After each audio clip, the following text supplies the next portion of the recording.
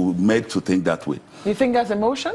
That's not part of it. But you just said the same thing. You alluded to the same thing. A whole lot of what happens is emotions. That's not to say that there's no substance beneath it. Now, back to the issue that you raised about what happens in the civil service. Yes, that's what the government should do. And I believe that in this little way, you look at little things like the TSA. Look at getting the payroll systems to really function effectively. Look at the issue of looking at the pension fund issues and all that. Now, because what I think this government is trying to do is to address those things that help to fuel corruption. And the TSA is a very good example. Now, are there a lot more things that needs to be done? Yes. But again, do you have that critical support from the citizenry?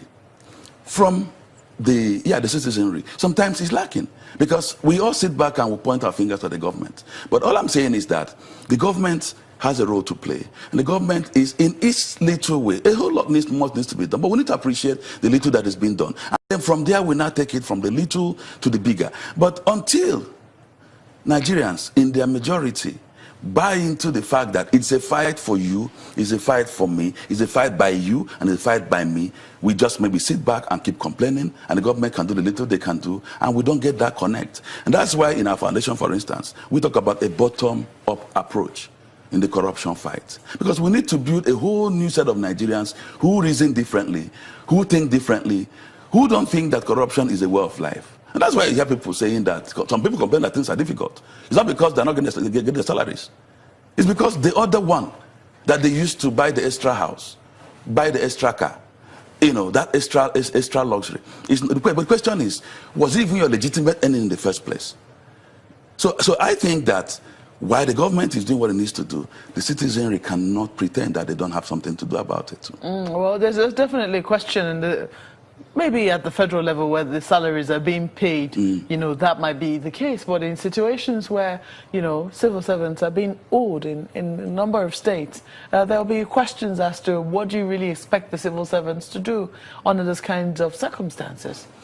I'll say first, and that's important for all of us, please, let's not lose our moral value. That's very important.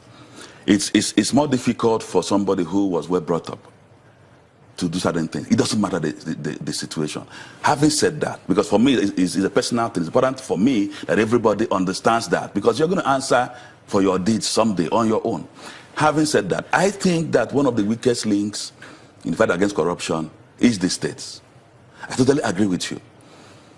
A situation where governors get bailout funds and are not able to even prioritize, let's clear the backlog of salaries and allowances and pensions, is immoral. Now, I have first talked to the civil servants. You don't have to do something wrong because somebody's doing something. But the truth is that you don't need to push people beyond the wall. The governors have to sit up. The governors have to be able to also have that moral authority to do the right thing. I'm an employer of labor, and I know that it's important to pay salaries. It's okay when business is not good and one or two things might happen, your staff will understand.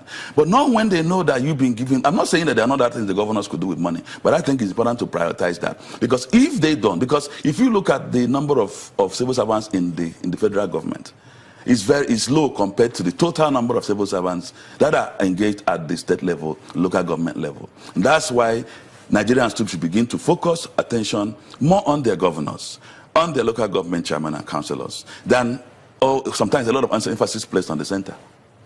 I'm just wondering then, what do you hope to see strengthened? What are the areas that you're looking to see strengthened? You've talked about how the TSA is one of the good things that the administration is doing, but what more are you looking to see in terms of strengthening the fight against corruption?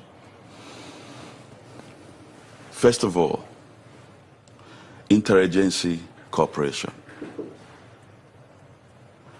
is weak. Now you see a whole lot of work is being done by the EFCC. What about the ICPC? Sometimes people forget that they're also an agency that is responsible for fighting corruption and graft. They recently got a new chairman. I hope that that's going to help to rejig things there, okay? But then that's one. And then also look at cooperation between, for instance, the EFCC and the police.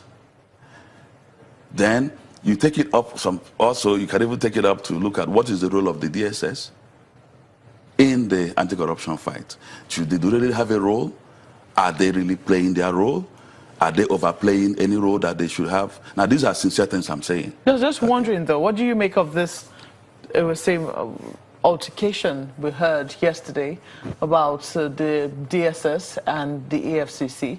I think the EFCC was trying to arrest former chiefs of the NIA and the DSS, and they were prevented from doing so by operatives of the DSS. What is your reading of that sort of situation? That's nonsense.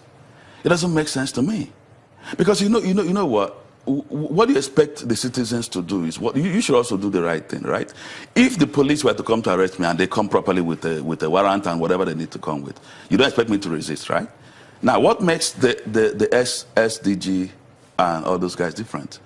Now, except somebody's telling us that the EFCC didn't come there in a prim and proper fashion, then we can list. But otherwise, it's not even something that we should be discussing at this level. Do you think that could have happened? Because this is not the first time we've seen a situation. I recall that also with the find in Ikoyi, there was also some altercation between officials of the NIA and also the EFCC as well. And we've also seen a situation where some judges were going to be arrested and they were by the DSS in this instance, and there were accusations that it was not being done properly.